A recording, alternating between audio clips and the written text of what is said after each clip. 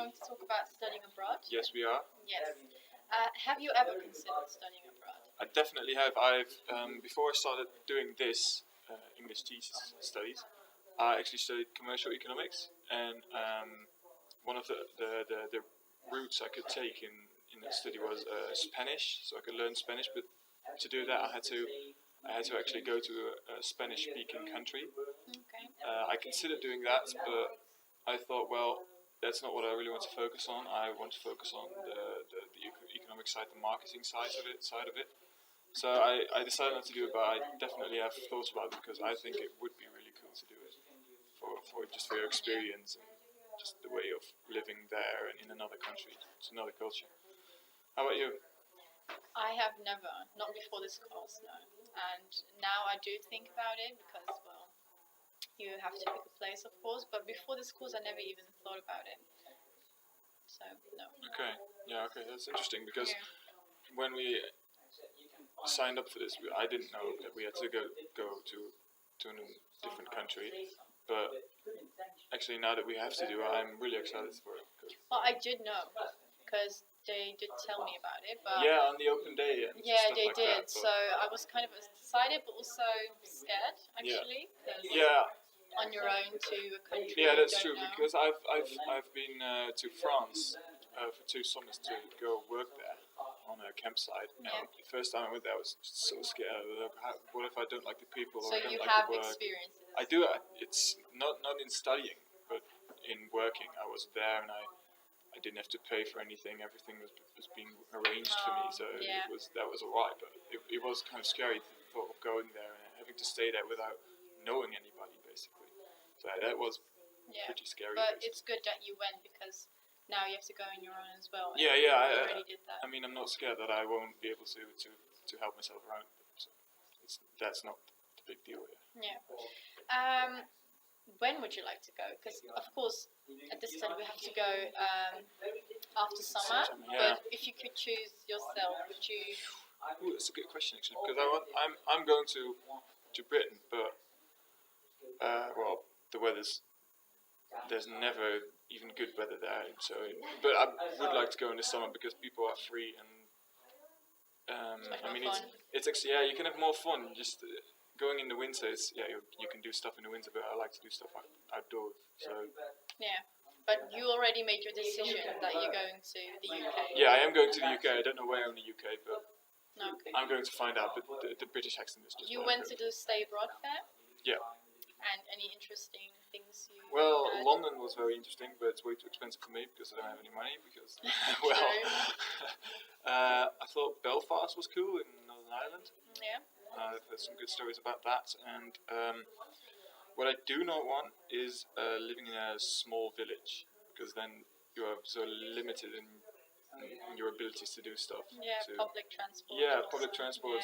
You don't even know public transport in a different country. True. You're used to our system, and it's probably different there. So no, I haven't thought about that. Well, I went to the Stay Abroad Fair as well, and I wanted to go to London because I have family there. Yeah. So it would be cheaper for me than for you. Cheap, yeah. But after I went and I heard about Australia, which I love and I always wanted to go, yeah, I thought about it and it made me want to go. So that's interesting because this morning actually my sister is in Australia right now. Oh really? She is, yeah, and I just FaceTimed with her this morning, and she's having so much fun. So No. it's cool if you go there. I think you'd really like it. And I think if you do go on your own, which is very scary, I think you become more independent and you just learn how to get through without your family, without your friends, and I think that's a big experience that everyone needs to have in their life. I think so. Yeah. I think so. I think it's good to be able to learn how to make contacts, but it's also it's hard to take that step and go out and actually meet people.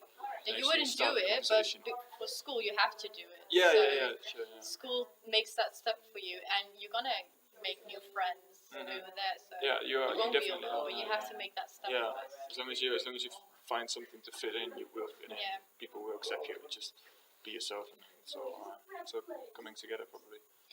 Did you talk to anyone, or do you know anyone who has done a stay abroad? A good friend of mine has studied in Aruba, but that wasn't really. I can't really take take examples of that because well, Aruba and the United Kingdom is pretty different. Yeah. So he was there. He had to work in a hospital, but he said, yeah, well, it's easy to make contacts, and I'd like to believe him, but he was in a vicinity where there were a lot of students staying there, and I don't know where I'm going to end up with it. For example, when I'm going to a host family, that's not going to happen, or I mean, I have to go out on myself to make some contacts. So I don't know about that, but I don't really have good examples. So it's kind of new for you. Yeah, it's kind of new, yeah. I guess. And well, we have to. Great. How about you? Do you have any examples? I don't, only from the stay abroad fair, to be honest. And I went, I think, to 4 different tables, so 4 different countries, 4 continents, of course, and they're all so different. Everyone has their own experience. Yeah, that's so what I thought. Yeah. I had the story of a guy that went to Canada, and he found it amazing, but so many like terrible things happened to him, but he could still like find all the positive things about the experience. It's cool. So that was kind of crazy. Yeah. And Australia was just great, and London also made me want to go. Yeah. I did have my doubts about America, and after the Stay Abroad fair, I still have my doubts. Why?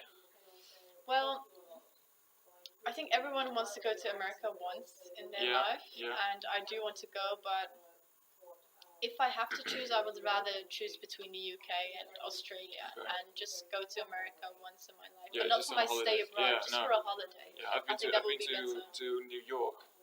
Don't think you can compare that to the rest of America because New York is very touristic, obviously. But I had a great time, but I don't think I could stay in a big city in America for 10 weeks because it's so busy and so crowded. Well, you do have a lot that you want to see, so like going there for a couple of weeks might be nice, but I think it's better for a holiday than to go for your stay abroad because you can't.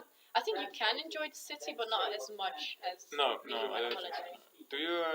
Do you want to work while you're abroad? It depends. I do have family in Australia and I have family in London, so if I can stay with them, I don't see why I should work.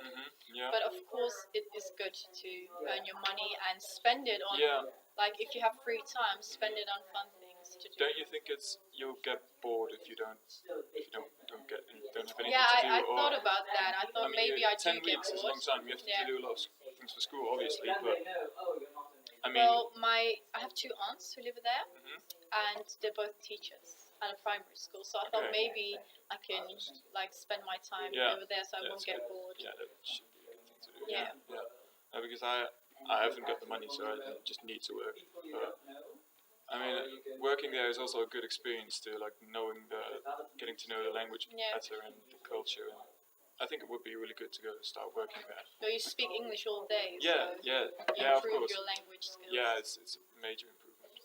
So that's basically great benefit of studying abroad, but also meeting new people. I think that's I think everything is a good experience. Yeah, well, obviously there are some bad things like you're gonna miss family and friends, but You're gonna get homesick. Yeah, probably. I don't know actually.